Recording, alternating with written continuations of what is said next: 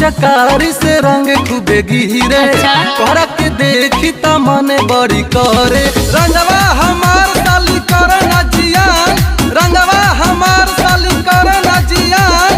होली में आसो करा धन्यवान बोला हैया हैया ए हा। तनी दूरे रही। हमार पिचकारी से रंग खूबे गिरे। तोहरा के देखी देखी मने बड़ी करे। तो हम का करी? बट फगुआ महीना रंग खाला हो। तो है सुनी, अरे ओइसे जानी डाली रंग जीजा, भीतरी में लागे बड़ी पाला हो। अरे ओइसे जानी डाली रंग जीजा, भीतरी में लागे हमरा पाला हो। का बुझनी? खूब बुझतानी।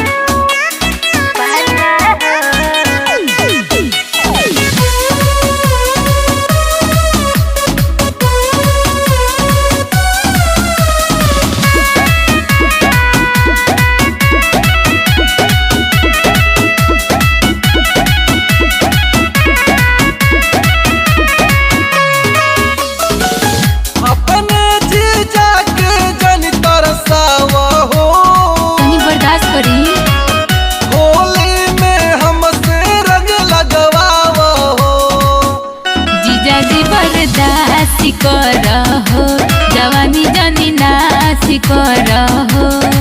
होली में तो मौरा के बनी काजी ए जी, जीजा जी बर्दाश्त करहो जवानी जानी नासी करहो। कई तो तेरी बात हार होई भला हो। अरे ओइसे जानी डाली रंग जीजा, भीतरी में लागे बड़ी पाला हो। अरे ओइसे जानी डाली रंग जीजा, भीतरी में लागे हमरा पाला हो।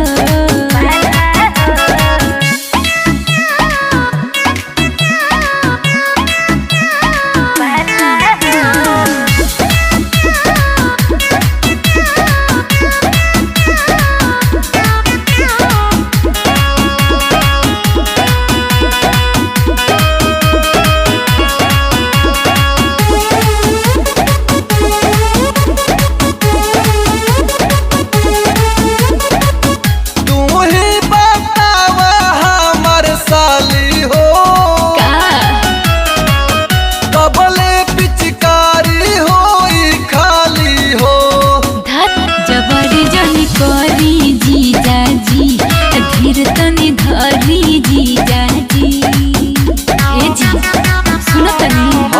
जबरी जनी करी जीजा जी, धीर तनी धरी जीजा जी। रंग भारत संजय के निराला हो। अच्छा ये बात बा। अरे ओइसे जानी डाली रंग जीजा, भीतरी में लागे बड़ी पाला हो। डाली रंग जीजा, भीतरी में लागे हमरा पाला हो। अरे ना मानम तो डाल ली।